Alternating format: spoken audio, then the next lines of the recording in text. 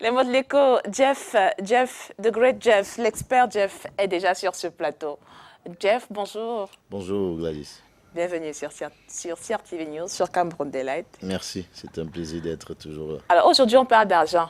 Nous, tout le monde aime parler d'argent. Bon, on aime encore mieux en avoir, mais bon, Voilà. on va se contenter d'en parler ce matin. Oui. Et d'argent, plus en termes de devises, en termes de monnaie, en termes de cours.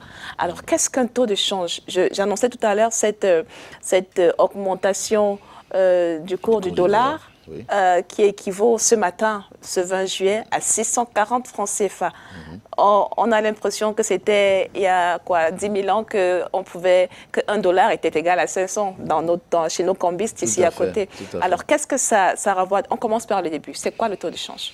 Alors, le taux de change, pour la gouverne de tous nos téléspectateurs, de façon très simple, c'est le prix de l'argent. Vous avez utilisé le mot argent. Oui. Donc, c'est le prix de la monnaie. C'est le prix de la monnaie par rapport à une autre monnaie. Donc, on parle souvent de parité. En fait, il s'agit de la valeur ou encore du cours d'une monnaie ou d'une devise par rapport à une autre d'un autre pays. D'accord. Voilà, donc on va prendre un exemple très simple. Le cours du dollar, comme vous avez évoqué tout à l'heure. Un dollar, un franc français ou bien un dollar, on va dire un franc français, un euro est égal à 640 dollars ce matin. Oui. Et donc c'est pour ça qu'on va donc dire que la valeur d'un euro par rapport au dollar est de 640. Voilà. D'accord. En gros, il faut expliquer qu'il y a un marché dans lequel on vend et on achète de l'argent. C'est ce qu'on appelle le marché d'échange. Oui, voilà. C'est pour ça qu'on parle du marché d'échange. Donc, c'est un marché où, effectivement, se rencontrent l'ensemble des offres et des demandes de monnaie. D'accord. Donc, la plupart des monnaies se rencontrent et s'interchangent sur le marché d'échange, comme on a le marché des biens et services. D'accord. Et là, ça se passe généralement sur les places financières ou les places boursières. En quoi... pourquoi ça fonctionne comme ça? Ça, c'est la question basique que j'ai envie de poser. Oui. Quelle est l'importance d'avoir ce marché de transactions en termes d'argent et de devises? Alors, il faut noter que on parle du taux de change. Le taux de change, c'est celui qui permet aussi de donner la valeur. Oui. Quand on parle de la valeur d'une monnaie, c'est qu'il permet d'influencer en fait les échanges internationaux des biens et services. Du moins, les échanges internationaux sur la base de la monnaie, donc sur le marché de change.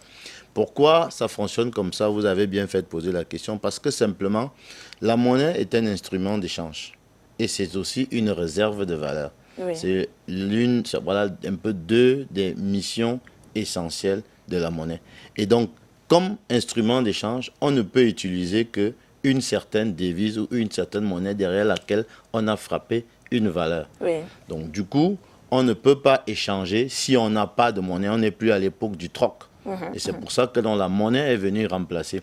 Et quand on va donc parler d'une monnaie qui est acceptée à l'étranger, on parlera donc de devises. D'accord. Et ces devises qui sont donc interchangées doivent revêtir ou doivent en réalité représenter le niveau économique de tel ou de tel pays. C'est pour ça qu'on va vous parler à un moment donné de monnaie forte, de monnaie faible, oui, de devises fluctuantes et de parité fixe. D'accord, justement, combien est-ce qu'on a de régimes de change dans tout cet enchevêtrement de monnaie? Alors, je viens de l'évoquer, ça fonctionne comme ça. Le système fonctionne un peu à deux vitesses. Nous avons donc deux types de régimes. On a le régime de la parité fixe et il y a le régime flottant, du change flottant. Quand on parle du régime du change flottant, c'est que vous constatez, vous avez bien fait de commencer votre émission par donner la véritable valeur du dollar ce matin. Oui. C'est-à-dire que chaque jour, les autorités monétaires regardent en fonction du nombre d'achats et de ventes de ces devises, quelle est la véritable valeur de la monnaie dans l'encours de la devise au jour où effectivement on le fait. Pour exemple, vous savez, au niveau de la Banque centrale européenne, ça se passe tous les jours à partir de 14h15 par téléconférence. C'est très précis, 14h15. 14h15, c'est l'heure de l'Europe centrale, il faut le préciser. À 14h15, heure d'Europe centrale, le président de la Banque centrale européenne avec tous les agents de la Banque centrale sont en téléconférence pour fixer le prix de l'euro, le prix quotidien de l'euro.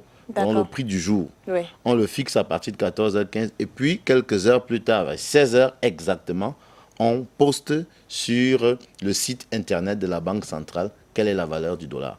Et c'est pour ça donc que les gens échangent généralement après cette heure, parce que vous pouvez échanger avant et que ça avait une valeur très forte effectivement sans savoir quelles sont les tendances. D'où on parle des spéculateurs en bourse qui vous donnent à peu près les tendances parce qu'ils font des algorithmes qui permettent d'imaginer ce qui peut suivre. Voilà. Exactement, justement. Là, c'est quand on parle de régime flottant, c'est ça, ou fluctuant. Oui. Et là, quand on parle de parité fixe. Parité fixe, c'est simplement pour dire que une monnaie est adossée derrière une autre qui en assure la garantie. Oui. Comme notamment dans le cadre du franc CFA, nous sommes dans une parité fixe avec l'euro parce que la France, de laquelle nous dépendions au départ en matière de franc CFA, il faut préciser, a garanti... France des colonies françaises d'Afrique. Voilà, a garanti notre parité, donc notre parité par rapport à la monnaie fluctuante qu'est l'euro. D'accord. Et du coup, derrière, nous ajustons simplement par rapport à cela. Bon, maintenant, il faut noter les avantages, les inconvénients et tout le reste, mais ce n'est pas la question. Oui, là, c'est un autre gros débat. Déjà, vous n'êtes pas d'accord entre vous, les économistes. On ne va pas entrer dedans aujourd'hui. Voilà. Alors, Jeff François Saba, dites-moi, quand est-ce qu'on dit qu'une monnaie est forte? Et qu'est-ce qui rend une monnaie forte? Alors, une monnaie est forte quand sa valeur, en tout cas quand elle fait office de réserve de valeur, déjà. C'est peut-être un peu technique. Oui, c'est encore dans les nuages. C'est encore dans les nuages. On va dire une monnaie forte quand elle permet, n'est-ce pas, au moment où on échange entre l'offre et la demande, lorsque l'échange entre l'offre et la demande lui permet effectivement d'avoir un certain taux. Donc, elle est acceptée de tous et quand elle s'étend aussi, quand en réalité son taux de change s'étend sur le long terme, reste élevé sur le long terme, ça veut dire qu'elle passe sur le marché. Et donc, cette monnaie-là va permettre qu'il y ait effectivement, on adosse une valeur dessus. Bon, on a par exemple le dollar, qui est en réalité la monnaie standard sur laquelle s'appuie, sur laquelle se mesurent les autres monnaies. On l'appelle monnaie forte parce qu'elle demeure ainsi. Maintenant, pour qu'elle soit forte, il faut simplement aussi que non seulement les autorités de ces pays-là et les économies de ces pays travaillent pour garantir une certaine stabilité de celle-ci, dans le sens de permettre qu'il y ait des exportations davantage. Parce que vous savez, quand une économie a une très bonne santé, vous comprenez aussi que nous avons la possibilité d'engranger le plus grand nombre de devises. Plus on exporte, dans la plupart des pays qui exportent, plus ces pays-là engrangent des devises. Et le fait d'engranger des devises fait en sorte que vous ayez ce qu'on appelle des réserves de change. Donc vous avez une bonne partie de devises étrangères, de monnaie étrangère que vous engrangez dans vos comptes et qui peut donc permettre de faire l'adéquation entre ce que vous vendez comme monnaie nationale et ce que vous recevez comme monnaie étrangère. Donc, alors, dans le cas, par exemple, du dollar, on constate qu'il est en hausse. Qu'est-ce qui détermine l'augmentation de la valeur d'une monnaie sur le marché? Alors, il y a plusieurs déterminants. Et ça, vraiment, c'est des équations. On va dire simplement que c'est une considération économique. Il y a plusieurs déterminants. Il y a même la politique monétaire. Il y a d'abord le taux d'intérêt, si vous voulez qu'on commence par là. Vous avez le taux d'intérêt de cette monnaie-là, parce qu'effectivement, le taux d'intérêt a souvent une relation un tout petit peu inverse entre la valeur, la masse monétaire et justement la valeur de la dite monnaie. Donc, vous avez le taux d'intérêt, vous avez la politique monétaire qui est faite sur, dans le pays ou bien par rapport à la banque centrale, par rapport à la banque au pays émetteur, effectivement, par rapport à la banque centrale, l'institution émettrice. Vous avez la dette publique. On mesure aussi la dette publique parce que si vous avez une grosse quantité de dette publique, vous aurez à un moment donné une faible quantité de réserves parce qu'il faudra payer cela. Donc ça veut dire que tout cela joue aussi. Donc il y a la dette publique. Il y a la politique, j'ai parlé de politique monétaire, mais il y a aussi la valeur des autres monnaies, c'est-à-dire que le yen et tout le reste là qui influence aussi. Si vous avez le yen qui devient faible, qui se déprécie, vous aurez le dollar qui prend des galons aussi. Il va s'apprécier. Il va s'apprécier, voilà, c'est ce qu'on va dire. Donc, oui, il y a plusieurs déterminants, plusieurs facteurs qui tournent autour de la détermination réelle du taux de change ou de la valeur d'une monnaie. Et qui sont en réalité parfois conjoncturels, parce que vous allez intégrer parfois la valeur des monnaies futures.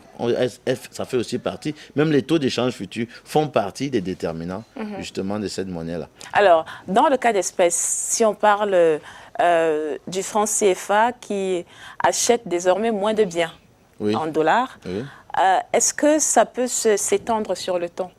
Déjà, est-ce qu'on peut avoir un lien concret entre cette appréciation du dollar et la crise russo-ukrainienne? Bien sûr, et c'est pour ça justement que nous disions tout à l'heure que lorsqu'il y a rareté des produits ou lorsqu'il y a rareté de l'offre, quand l'offre est faible, la demande augmente parce que vous savez que c'est une fonction décroissante, une fonction contraire. Oui, on en a parlé. Exactement. Voilà.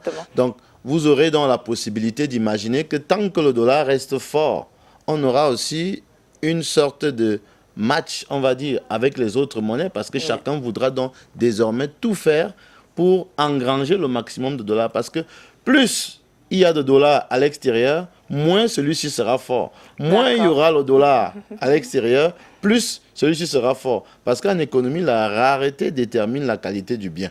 Et donc, du coup, c'est le jeu d'équilibre international qu'il y a.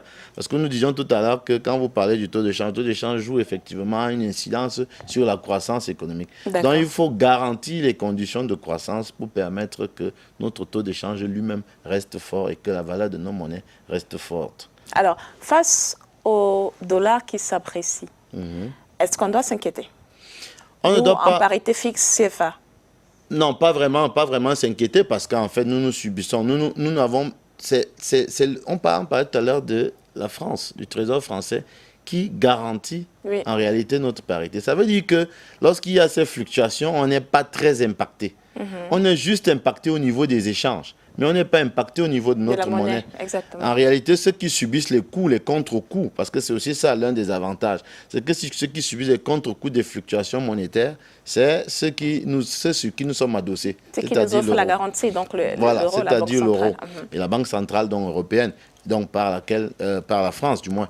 Maintenant, nous autres, nous avons une incidence quand nous devons faire des échanges. C'est pour ça que nous avons dit que ça influence, le taux d'échange influence les échanges internationaux. Alors, c'est au moment d'acheter en monnaie étrangère, donc en devise, que nous allons avoir un problème. Si on n'a pas assez de devises dans notre réserve de change, on aura des difficultés à acheter, par exemple. Donc, c'est pour ça qu'on demande d'encourager les exportations, donc d'encourager la vente de nos produits à l'extérieur, qui nous permet, parce que quand on vend à l'extérieur, on récolte des monnaies étrangères, on récolte des devises. Et lorsqu'on récolte des devises, on renfloue notre réserve de change pour permettre de rééquilibrer ce qu'on appelle la balance de paiement, qui est en fait la différence justement de nos échanges entre les monnaies que nous recevons et notre monnaie nationale. On se rend bien compte que tout ça est interconnecté. Hier, on parlait des normes. Aujourd'hui, on parle de l'importance d'exporter, de produire et donc de développer les normes qui permettent de protéger l'espace national, mais aussi de permettre que nos économies et nos produits soient compétitifs sur le marché international. C'est important. On va peut-être poursuivre cet échange demain, Jeff-François Samba, parce que c'est plusieurs années d'apprentissage en économie qu'on essaye, tant bien que mal, on espère qu'on atteint notre objectif de condenser, de ramener, de décompter au niveau du Camerounais moyen, parce qu'il est important que vous compreniez ces notions-là pour non seulement mieux suivre l'action publique, mais mieux comprendre également l'orientation de nos politiques économiques. Donc, Jeff-François Samba a fait un boulot très citoyen sur Cameroun Daylight. Vous devriez être décoré pour ça d'ailleurs. J'espère que ça arrivera, mais en bonnes oreilles.